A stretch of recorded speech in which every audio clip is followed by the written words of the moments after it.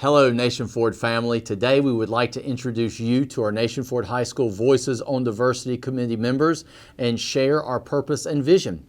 We have met as a group a few times already and collectively established our vision and purpose. Over the remainder of this year, we will evaluate and establish opportunities to enhance our family culture and develop a shared responsibility to value diversity and inclusion at Nation Ford. Our goal for this committee is to learn more about acceptance and inclusivity and then share our knowledge and thoughts with all of you.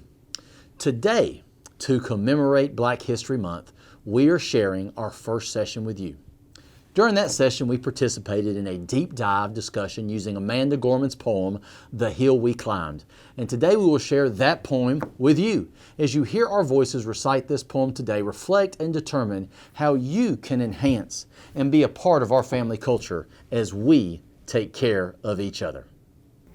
When day comes, we must ask ourselves, where can we find light in this never-ending shade? The loss we carry, a sea we must wade. We brave the belly of the beast. We learn that quiet isn't always peace. And the norms and notions of what just is isn't always justice. And yet the dawn is ours before we knew it. Somehow we do it. Somehow we've weathered and witnessed a nation that isn't broken, but simply unfinished. We are the successors of a country in a time where skinny black girls descended from slaves and raised by a single mother can dream of becoming president, only to find herself reciting for one. And yes, we are far from polished, far from pristine. But that doesn't mean we are striving to form a union that is perfect. We are striving to forge a union with purpose, to compose a country committed to all cultures, colors, characters, and conditions of man. And so we lift our gazes not to what stands between us, but what stands before us. We close the divide because we know to put our future first, we must first put our differences aside. We lay down our arms so we can reach out our arms to one another. We seek harm to none and harmony for all. Let the globe, if nothing else, say this is true, that even as we grieved, we grew, that even as we hurt, we hoped, that even as we tired, we tried, that we'll forever be tied together victorious, not because we will never again know defeat, but because we will never again sow division.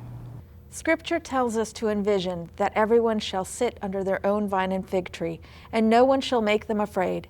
If we're to live up to our own time, then victory won't lie in the blade, but in all the bridges we've made, that is a promise to glade, the hill we climb if only we dare.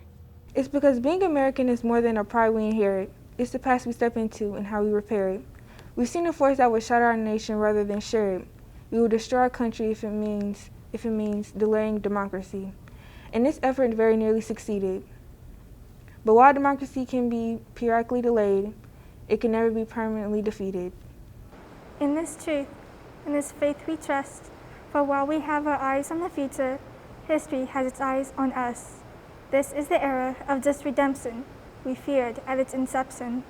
We did not feel prepared to be the heirs of such a terrifying hour, but within it we found the power to author a new chapter, to offer hope and laughter to ourselves.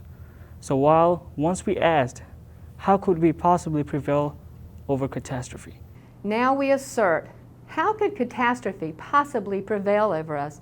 We will not march back to what was, but move to what shall be, a country that is bruised but whole, benevolent but bold, fierce and free. We will not be turned around or interrupted by intimidation, because we know our inaction and inertia will be the inheritance of the next generation. Our blunders become their burdens, but one thing is certain, if we merge mercy with might and might with right, then love becomes our legacy and change our children's birthright.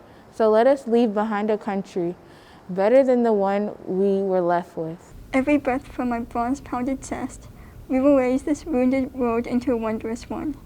We will rise from the gold-limbed hills of the west.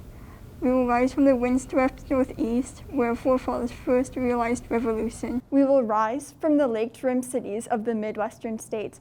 We will rise from the sun-baked south. We will rebuild, reconcile, and recover, and every known nook of our nation and every corner called our country, our people diverse and beautiful will emerge, battered and beautiful. When day comes, we step out of the shade, aflame and unafraid. The new dawn blooms as we free it. For there's always light, if only we're brave enough to see it, if only we're brave enough to be it.